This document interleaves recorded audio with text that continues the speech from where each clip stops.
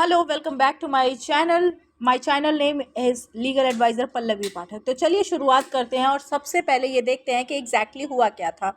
देखिए, पीएम मोदी ने foundation stone ने रीडेवलपमेंट किया 508 रेलवे स्टेशन का अक्रॉस इंडिया में। अमृत भारत स्टेशन स्कीम का रीडेवलपमेंट किया है। ये सारी चीज़ें जो हैं बेसिकली पिछले साल लॉन्च की गई थी, उसके तहत किया जा रहा है। इनफैक्ट कल ही यहाँ पे रात के 9:30 बजे पीएम मोदी जी का ट्वीट आया था कि उन्होंने कहा था कि कल 6 अगस्त को लैंडमार्क डे है रेलवे सेक्टर के लिए, क्योंकि वो यहाँ पे फाउंडेशन स्टोन रीडेवलपमेंट करेंगे 508 रेलवे स्टेशंस का।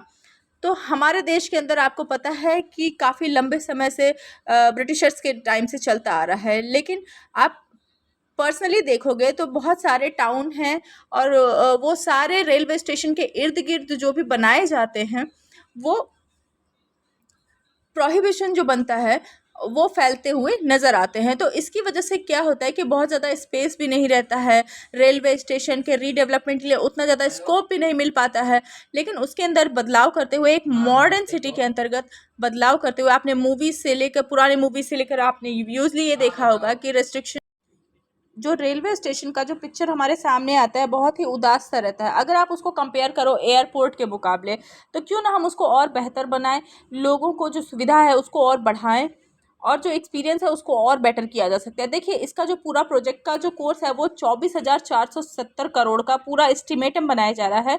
And let me tell you, पूरी जो मशीनरी है उन्होंने बहुत ही इम्पॉर्टेंट लॉजिस्टिकल एक्सरसाइज जो है वो कैरी आउट किया। इतना आसान नहीं है। पहली बात तो ये इसको क्लैरिफाई करना कि देश में बहुत सारे रेलवे स्टेशन, उसमें कौन से रेलवे स्टेशन को चुना जाएगा, किया जाएगा, क्या होगा वहाँ पे, इतना आसान नहीं होगा। फिर यहाँ पे मैं बात करती हूँ कि कौन कौन से राज्यों को कितना यहाँ पे प्रोजेक्ट मिला है। देश भर के लगभग 27 राज्यों और यूनियन टेरिटरीज के पास ये प्रोजेक्ट गया है। 508 रेलवे स्टेशन को अगर आप देखें तो सबसे ज़्यादा 55 रेलवे स्टेशन उत्तर प्रदेश में है और 55 रेलवे स्टेशन राजस्थान में है। तो उत्तर प्रदेश और राजस्थान में सबसे ज़्यादा ये प्रोजेक्ट को इन्वॉल्व किया गया है। उसके बाद सेकंड नंबर में बिहार है जो कि 49 है, और उसके बाद है महाराष्ट्र जो कि 44 है, फिर है वेस्ट बंगाल 37, मध्य प्रदेश 34 है, आसाम में 32 और उड़ीसा में 25 और पंजाब में 22 है। फिर इसके अलावा गुजरात और तेलंगाना, झारखंड, आंध्र प्रदेश, तमिलनाडु, हरियाणा में 15, कर्नाटका में 13 है। आप ये सब मेरे स्क्रीन पर देख सकते हैं, ठीक है। अब फिर इसके अलावा नॉर्थ ईस्टर्न स्टेट में काफ़ी फोकस किया गया है, जैसे कि आसाम के अंदर बोंगईगांव हो गया, कोकराझार हो गया, लुम्बिनी हो गया, मेघालय हो गया, मेंडी पत्थर हो गया। फिर इसके साथ साथ अगर इम्पोर्टेंट स्टेशंस की बात करें तो आपने देखा ही होगा यूपी, राजस्थान, बिहार, यहाँ पे काफ़ी सारा फोकस हुआ है। तो बिहार का अगर आप देखोगे तो मुजफ्फरपुर हो गया, बापू धाम मोतिहारी हो गया, केसरगौड़ हो गया केरला का। और पर्सनली अगर आप देखो तो लखनऊ का बादशाह नगर स्टेशन भी लिया गया है, कानपुर का सेंट्रल झांसी हो गया, और स्पेशली कानपुर रेलवे स्टेशन की बात करें तो 767 करोड़ का खर्च किया जाने का प्लान बताया जा रहा है और झांसी में 477 का खर्चा होगा। ओवरऑल एवरेज में देखें कि 25,000 को अगर हम डिवाइड कर दें 500 स्टेशन से, तो लगभग 50 करोड़ के आसपास यहाँ पे एवरेज खर्चा निकल सकता है। 50 करोड़ इन सब जगहों पे खर्च किया जा सकता है, अलग अलग स्टेशन पे। तो 5-10 करोड़ बाकी स्टेशन पे 5-10 करोड़ ही खर्च करने की आशंका बताई जा रही है। तो रीडेवलपमेंट का क्या स्कोप है? अब क्वेश्चन ये है कि what was the scheme and when it was launched. Scheme है क्या और कब इसे लॉन्च किया जाएगा? तो मैं आपको यहाँ बता दूं कि पिछले साल दिसंबर 2022 में अमृत भारत स्टेशन से ये लॉन्च किया गया था। इसका मेन एम था कि जो रेलवे स्टेशन जो भारत के अंदर जो मास्टर प्लान बनाया जा रहा है उसका प्रेज वाइज मैनर में इन्हेंस फैसिलिटीज़ किया जाए। ओके, आप देख सकते हैं यहाँ पे। और इसके तहत बोला गया था कि 1309 स्टेशन का रीडेवलपमेंट किया जाएगा। तो क्या है ना कि अभी तक आप लोग कुछ देखोगे तो कुछ कुछ स्टेशन पे प्रोजेक्ट ऑलरेडी चल रहा है, लेकिन पहली बार ऐसा हुआ है कि 508 स्टेशन पे एक साथ रीडेवलपमेंट हो रहा है। ये पहली बार हो रहा है। ये सबसे बड़ा स्कीम है इंडिया के इतिहास में। अब आप देख सकते हो कि फाउंडेशन स्टोर्स में जो इतिहास है उसी के थ्रू होकर ये फोकस कर रहे हैं। अब नेक्स्ट क्वेश्चन है, why so much focus on railways, railway पे ही क्यों इतना फोकस कर रहे हैं? क्योंकि रेलवे में वंदे भारत से लेकर जो बहुत सारे रेलवे स्टेशन हैं, बुलेट ट्रेन की बात करूं मैं, तो इतना ज़्यादा फोकस रेलवे के ऊपर क्यों कर रहा है? तो स्पेशली बोला गया है, पीएम मोदी ने कहा है कि जो प्राइम मिनिस्टर है उनका ऐसा मानना है कि देश के अंदर जो रेलवे है that is most preferred transport system, ज़्यादातर लोगों के लिए सबसे इम्पोर्टेंट प्रिफर्ड मोड है ट्रांसपोर्टेशन के लिए। तो ये सारी जो सेवाएं हैं वो तेज़ी से हमें बढ़ानी चाहिए, तो ज़्यादातर हमें रेलवे से ही जाते हैं, पूरा नेटवर्क इसका फैला हुआ है, तो क्यों ना हम उनके लिए ये प्रोजेक्ट इन्हेंस करें, उनके लिए ये सुविधा लेके आएँ, middle class family, poor family के लिए। ओके, तो ऐसा नहीं है कि सिर्फ यही दो जो होते हैं वो यहाँ पे अपना पूरा वो करते हैं, फोकस करते हैं, और भी सारे फैमिलीज़ हैं जो कि यहाँ पे अपना टाइम इन्वेस्ट करते हैं।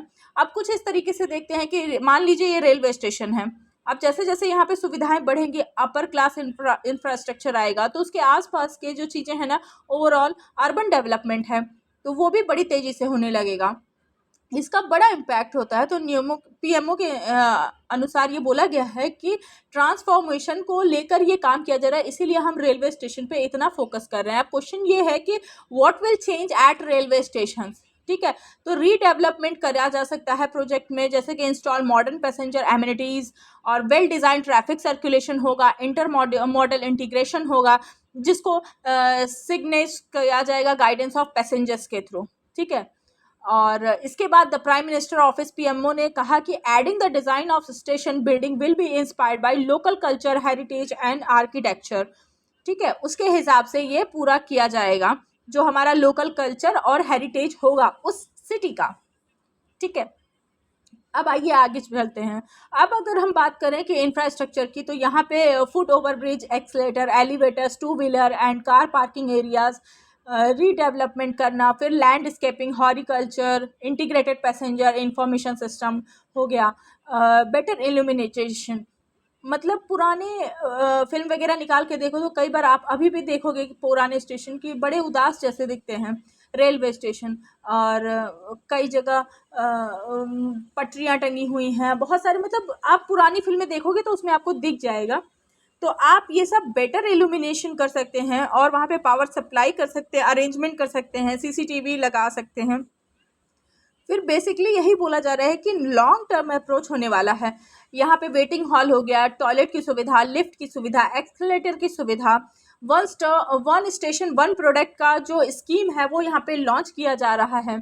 Better passengers information system, executive lounges, designated spaces for business meetings, landscaping, etc. are some of the most important prohibited points are there. अब नेक्स्ट क्वेश्चन है, how much will time will take it, कि कब तक हो सकेगा?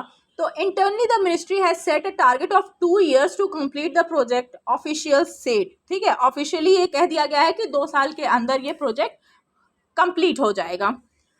Okay, तो अब देखना है कि ये टारगेट वो कंप्लीट कर पाते हैं कि नहीं अपने टाइम पे।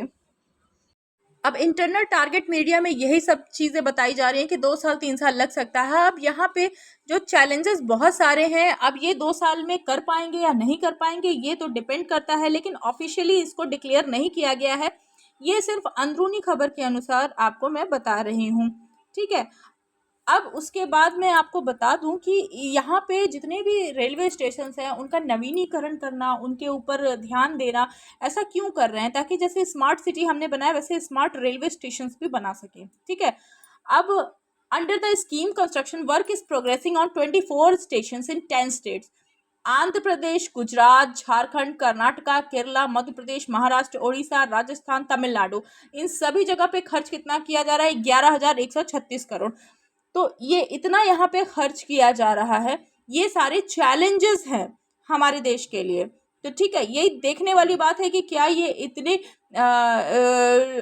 स्टेशंस को ये किस तरीके से रीडेवलपमेंट कर सकते हैं, ठीक है। अब जो हाईएस्ट एलोकेशन बताया जा रहा है अमंग 24 स्टेशन के लिए, जो कि छत्रपति शिवाजी महाराज टर्मिनल्स के पास है, 1813 करोड़ रुपए सबसे ज़्यादा यहाँ पे खर्चा किया जा रहा है। और गुजरात सूरत स्टेशन पे भी 980 करोड़ खर्च किया जा रहा है। तमिलनाडु पे चेन्नई में एगमोर स्टेशन पे 842 करोड़ खर्च किया जा रहा है। लेकिन जो ऑफिशियल हैं उनका कहना है कि देखिए काफ़ी कॉम्प्लेक्स एक्सरसाइजेज हैं और अभी तक जो हमने इम्प्लीमेंट किया है उस पर 25 से 30% स्टेशन स्कीम को इम्प्लीमेंट करने में हम काफ़ी प्रॉब्लम आ रही, इश्यूज आ रहे हैं। फॉर एग्जांपल अगर हम बात करें केरला के अंदर जो एर्नाकुलम स्टेशन है वहाँ पे 445 करोड़ का चैलेंज है तो डेवलपिंग करने के लिए। तो एर्नाकुलम स्टेशन पे जो ट्रैक है उसके दोनों साइड में काम हो रहा है, लेकिन प्रॉब्लम क्या है कि वहाँ पे इतना स्पेस है ही नहीं ताकि हम उसको एक्सपेंड कर सकें। तो ये चैलेंज आ रहा है। उसी प्रकार से अहमदाबाद के जो साबरमती स्टेशन है वहाँ पे इसको डेवलप किया जाएगा, लेकिन 335 करोड़ रुपए वहाँ पे खर्च करने का लागत बताया जा रहा है। लेकिन जो मल्टी मॉडल ट्रांसपोर्ट कनेक्टिविटी है वहाँ पे साबरमती स्टेशन, वहाँ पे आपको बुलेट ट्रेन का जो स्टेशन है वो भी आने वाला है। तो इन सबको इंटीग्रेट करना, एक साथ सब कुछ लॉन्च करना, ये थोड़ा मुश्किल काम लग रहा है। Thanks for giving a precious time.